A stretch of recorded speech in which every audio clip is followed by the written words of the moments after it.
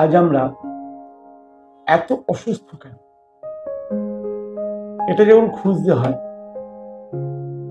তখন কিন্তু একটু অতীতে যাওয়ার দরকার আছে। আমাদের মন, মানসিকতা এবং আমাদের যে শিক্ষা দীক্ষা জ্ঞান সব কিছুর উপরে কিরকম একটা প্রভাব বিস্তার করা হয়েছে, কত সূক্ষ্মভাবে, কত দীর্ঘস্থায়ীভাবে, যেটা থেকে আমরা এখনো চেষ্টা করেও বেরোতে পারি। যার ফলে আজকে আমরা দিনে দিনে প্রতিদিনে ধীরে ধীরে কিন্তু ক্রমশ অতলে তলিয়ে যাচ্ছি। আমরা প্রত্যেক ঘরে ঘরে আজকাল রোগ হওয়ার জন্য কোনো বয়স লাগে না, আর কোনো ঘরে সুস্থ মানুষ খুঁজে পাবেন না। তার কারণ নিয়ে বেশি সোশ্যাল মিডিয়ায় আলোচনা বা প্রচার এগুলো হয় না, কারণ এই কারণগুলো আলোচনা করে তো কিছু ইনকাম হয় না। যেগুলো প্রচার করে ইনকাম হয় বা যেগুলো মানুষ বেশি পছন্দ করে সেই সব জিনিস নিয়ে খুব আলোচনা হয় এবং সেই সব ভিডিওর ভিউজ বেশি আসে। কিন্তু এরকম ধরনের একটু অন্য ধরনের আলোচনা শোনার লোকও কম। হ্যাঁ, কিছু তো অবশ্যই আছেন, যেন আপনার মতো কিছু মানুষ আছেন যারা এই ধরনের প্রোগ্রামকে পছন্দ করেন, যারা কিছু জানতে চান আর যারা কিছু শিখতে চান, যারা অসুস্থ হলে চিকিৎসা নয়, যাতে অসুস্থ হতেই না হয় সেটা শিখতে চান, তাদের জন্য স্বাস্থ্য সমৃদ্ধি চ্যানেল প্রতিদিন প্রতিনিয়ত লড়াই করে যাচ্ছে। আসুন না সবাই মিলে সুস্থ থাকার যে সহজ মন্ত্র, সেই মন্ত্রগুলো জানার চেষ্টা করি। তাহলে চলুন আজকের বিষয়বস্তুটা নিয়ে একটু আলোচনা শুরু করি। আজকের বিষয়বস্তুটা কিন্তু খুব শকিং, দুঃখ হতে পারে। আমার তো বেশ দুঃখ হয় যখন এই ব্যাপারটা নিয়ে ভাবি। এটা শুরু হয়েছিল 1700 শতাব্দী থেকে। 1700 শতাব্দীতে ব্রিটিশরা এসেছিলেন ইস্ট ইন্ডিয়া কোম্পানির নামে ব্যবসা করতে ভারতবর্ষে। সেই 1700 শতাব্দী থেকে ব্যবসা করতে এসে সরল ভারতীয়দের এবং সেই সময়কার অর্থবান ভারতীয়দের অর্থের প্রাচুর্য দেখে তারা বুঝেছিলেন যে শুধু ব্যবসা না, রীতিমতো লুট করার দরকার, প্ল্যান করে। ব্রিটিশরা ভারতীয়দের শিক্ষা, স্বাস্থ্য, সংস্কৃতি সব একে একে ভাঙতে শুরু করে। এটা সূত্রপাত হয় 1857 সালে পলাশী বিদ্রোহ থেকে। এবং পলাশী বিদ্রোহে ভারতীয়রাই সৈন্য ছিল, হিন্দু মুসলমান ভারতীয় ভাইরাই পলাশী বিদ্রোহে সৈন্য ছিল। কিন্তু সেই পলাশী বিদ্রোহে এনফিল্ড রাইফেল বলে একটা রাইফেল ছিল, যে রাইফেলের কার্তুজ ভরা হতো দাঁত দিয়ে ছিঁড়ে। সেই কার্তুজে গরু এবং শুয়োরের চর্বি ব্যবহার হতো। হিন্দু এবং মুসলিম উভয়দের জন্য ছিল এটা অপবিত্র। ফলে একটা প্রতিরোধ গড়ে উঠল, শুরু হলো সিপাহী বিদ্রোহ। ব্রিটিশরা বুঝলেন আর এখানে এভাবে চলবে না। এবার তারা 1858 সালে ব্রিটিশ শাসন চালু করলেন ভারতবর্ষে। এবার ভারতের সর্বময় ক্ষমতা হয়ে দাঁড়ালেন ব্রিটিশ। ভারতীয় সমস্ত ইতিহাস পড়েছেন, নিশ্চয়ই জানেন। আমি সংক্ষেপে একটা পটভূমিকা তৈরি করছিলাম। 1858 সালে ব্রিটিশরা শাসন নেওয়ার আগে থেকেই কিন্তু এর উইচ প্ল্যান করে পুঁততে শুরু করেছিল। যেমন 1835 সালে প্রথম কলকাতায় মেডিকেল কলেজ স্থাপন হয়। সেটা কিন্তু শুরু করেছিলেন একটা দীর্ঘমেয়াদী প্ল্যান করে। কিন্তু তা এই যে মেডিকেল কলেজ 1835 সালেই প্রথম আয়ুর্বেদিক মানে যে শিক্ষা ব্যবস্থা বা আয়ুর্বেদিক চিকিৎসা ব্যবস্থা, এটাকে নিষিদ্ধ ঘোষণা করে। আমরা অনেকেই হয়তো জানি না।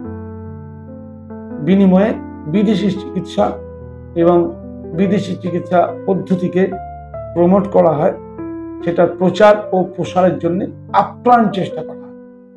আজ যাকে আমরা বলি অ্যালোপ্যাথি চিকিৎসা, অ্যাকচুয়ালি এটা বিদেশি চিকিৎসা। চিকিৎসা খারাপ কি ভুল সেই জায়গাটা আমি এখানে আলোচনা করছি না। আমি এখানে আলোচনা করছি আমাদের সংস্কৃতি, ভারতীয়দের সংস্কৃতি, ভারতীয়দের শিক্ষা কিভাবে ধ্বংস করা হয়েছে। ব্রিটিশরা 1700 ওই ধরে নিন 72 সাল থেকে প্রায় 1911 সাল পর্যন্ত কলকাতাকে তাদের রাজধানী হিসেবে ব্যবহার করেছিল। তার কারণ কলকাতায় তখন মানে সবকিছু ছিল, বাঙালিরা অনেক বেশি বুদ্ধিমান ছিল, অনেক বেশি কর্মঠ ছিল। বাংলা, বিহার, উড়িষ্যা মিলিয়ে কিন্তু, বাংলা মানে পূর্ববঙ্গ, পশ্চিমবঙ্গ মিলিয়ে এগুলো নিয়ে একটা অঙ্গবঙ্গ, কলিঙ্গ নাম শুনেছিল। পরবর্তী ক্ষেত্রে ব্রিটিশরা প্ল্যান করে এগুলো ভাগ করেছে। বিশাল বাংলা ছিল, সেই বাংলার মধ্যে আপনারা জানেন ব্রিটিশকে তাড়িয়েছিল, কিন্তু বেশিরভাগ বাংলার লোকরাই, বাংলা মানে সার্বিক বাংলার কথা বলছেন।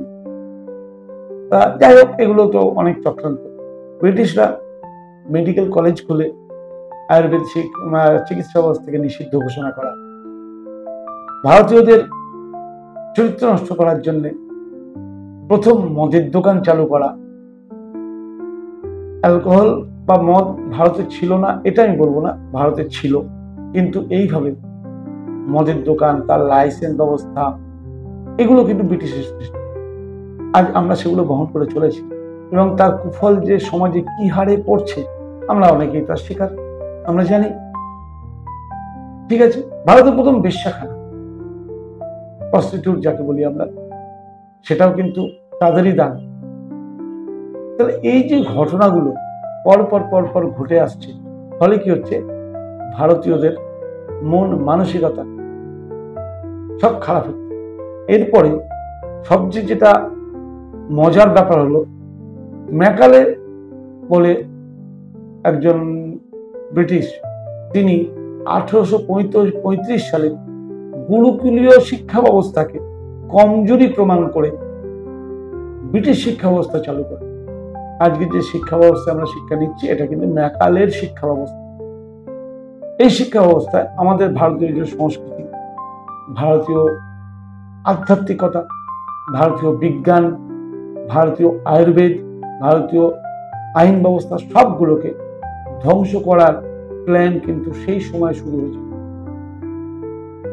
আস্তে আস্তে কি হলো, আমরা আধুনিক হতে শুরু করলাম। হ্যাঁ,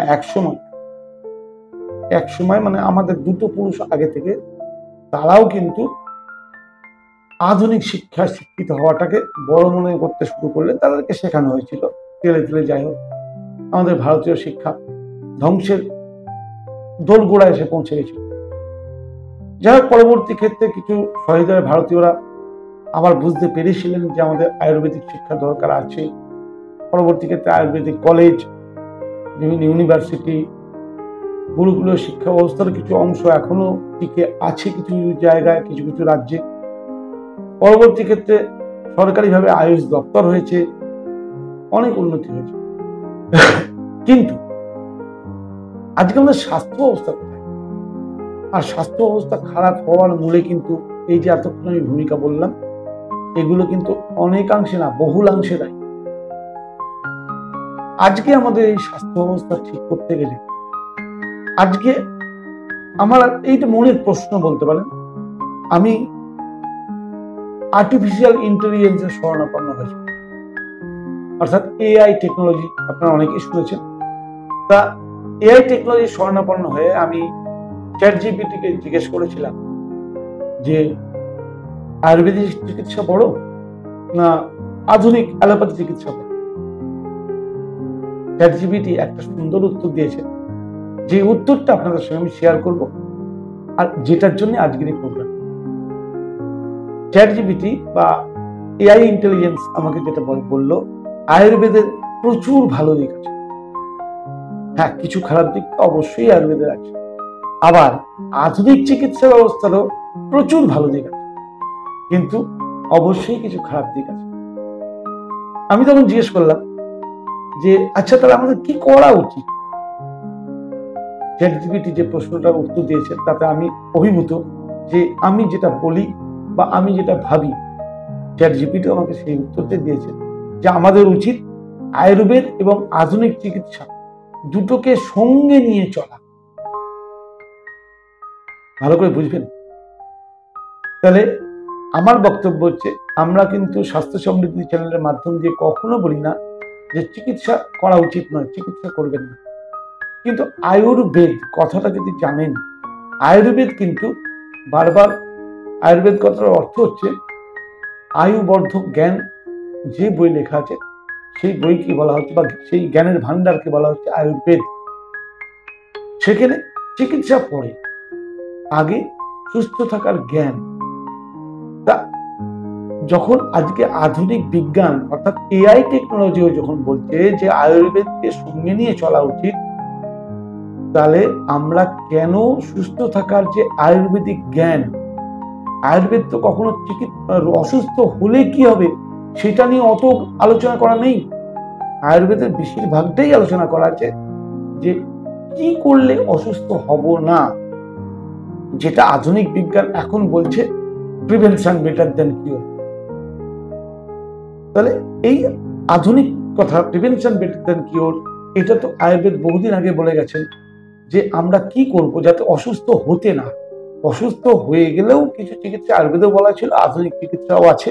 আধুনিক চিকিৎসা তারা সমান পরিশ্রম করে যাচ্ছে সমাজে সুস্থতা দেওয়ার জন্য, কিন্তু সুস্থতা আমরা কেউ পাচ্ছি না। একটাই কারণ আমরা আয়ুর্বেদকে ভুলে গিয়ে আমরা মনে করছি আমরা যেমন চলছি তেমন চলবো, শরীর খারাপ হলে চিকিৎসা করব, যেটা অসম্ভব।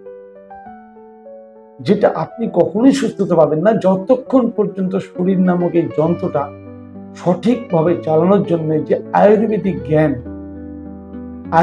জ্ঞান যতক্ষণ আপনি নিজে অর্জন না করবেন ততক্ষণ পর্যন্ত সঠিকভাবে শরীরটাকে চালাতেই শিখবেন না। কারণ এই শরীরকে চালানোর শিক্ষা আধুনিক চিকিৎসার কাছে নেই, তারা দিতে পারে না। তারা শুধু এটুকুই জানে কোন রোগে কি ওষুধ আর কোন সিমটমে কি ওষুধ, কি হলে কোনটা কেটে বাদ দিতে হবে আর কোনটা জুড়তে হবে, এইটুকু তারা জানে। কিন্তু কি করলে আমাদের শরীর সুস্থ হয়ে যাবে এটা কিন্তু আধুনিক চিকিৎসা ব্যবস্থা জানে না। এটা আপনাকে জানতে গেলে আপনাকে আয়ুর্বেদের শরণাপন্ন, প্রাকৃতিক চিকিৎসার শরণাপন্ন হতেই হবে। তাহলে আজকের এই যে সমাজ ব্যবস্থায় মহামারীর আকার নিয়েছে রোগ, প্রতি পাড়ায় পাড়ায়, প্রতি ঘরে ঘরে কিডনি ফেলিওর, ক্যান্সার লেগে আছে, যেটা আজ থেকে 20-30 বছর পিছনে গেলেও হয়তো কোনো জেলায় একটা দুটো ক্যান্সার বা কিডনি পেশেন্ট পায়। আজকে আপনি দেখুন আপনার বাড়ির পাশেই হয়তো এই ধরনের রোগী খুঁজে পাবেন, বা আপনার পাড়াতেই খুঁজে পাবেন। বিশ্ব স্বাস্থ্য সংস্থা বারবার এই নিয়ে খুব চিন্তা করছে যে আগামী দিনে এটা মহামারীর আকার নেবে। তাহলে এখনো সময় আছে, আমরা কেন এই শরীররূপী যন্ত্রটাকে চালানো সঠিক যে আয়ুর্বেদিক নিয়ম, কারণ এই শরীর আজকের আধুনিক বিজ্ঞানের সৃষ্টি নয়, এই শরীর সৃষ্টি কিন্তু আজ থেকে হাজার হাজার বছর পিছনে অলৌকিকভাবে প্রকৃতির সৃষ্টি। সেই প্রকৃতির সৃষ্টিকে রক্ষা করার জন্য তখনকার দিনের ঋষি মুনিরা তাদের স্বয়ং যে অর্জিত জ্ঞান, সেই অর্জিত জ্ঞান তারা আমাদেরকে দিয়ে গেছেন, যেটাকে আমরা বলছি আয়ুর্বেদিক জ্ঞান। তাহলে সেই আয়ুর্বেদিক জ্ঞান নিয়ে চলতে অসুবিধাটা কোথায়? আসুন না সবাই মিলে সুস্থ থাকার মহামন্ত্র শিখি, যেটা স্বাস্থ্য সমৃদ্ধি চ্যানেলে প্রতিনিয়ত আলোচনা হচ্ছে। আপনারা স্বাস্থ্য সমৃদ্ধি চ্যানেলের পুরনো পিছন দিকের ভিডিওগুলো একবার দেখুন, সুস্থ থাকার রহস্যকে জানুন।